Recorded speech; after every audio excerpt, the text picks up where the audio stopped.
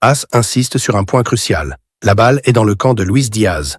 L'ailier colombien va bientôt informer Liverpool de sa volonté de partir, mais il attend quelques jours par respect pour le deuil de Diogo Jota. Il a un accord avec le Barça et le Bayern et fixe ses conditions au Blaugrana. Pas de clause libératoire comme celle de Nico Williams, mais une clause de compensation. Si le Barça n'inscrit pas le joueur avant le 31 août, le club devra lui verser une indemnité importante.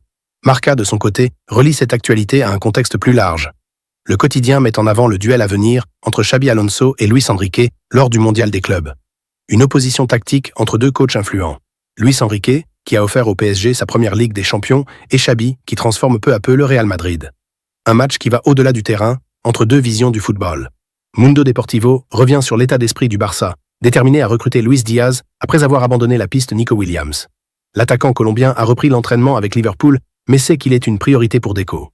Le Barça doit cependant faire de la place financièrement. Une option ? Vendre Ronald Araujo, qui a une clause de départ activable jusqu'au 15 juillet pour 60 millions d'euros.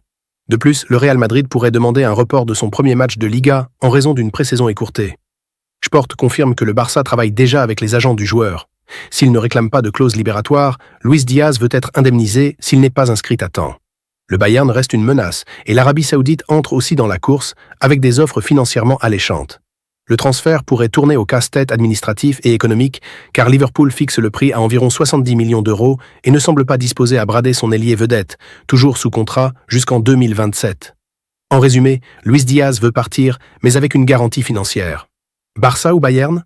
Le choix approche. Le PSG et le Real Madrid, eux, s'affrontent dans un choc tactique au sommet du football mondial. Et vous, où voyez-vous Luis Diaz la saison prochaine ? Le Barça doit-il prendre ce risque économique ? Dites-le en commentaire.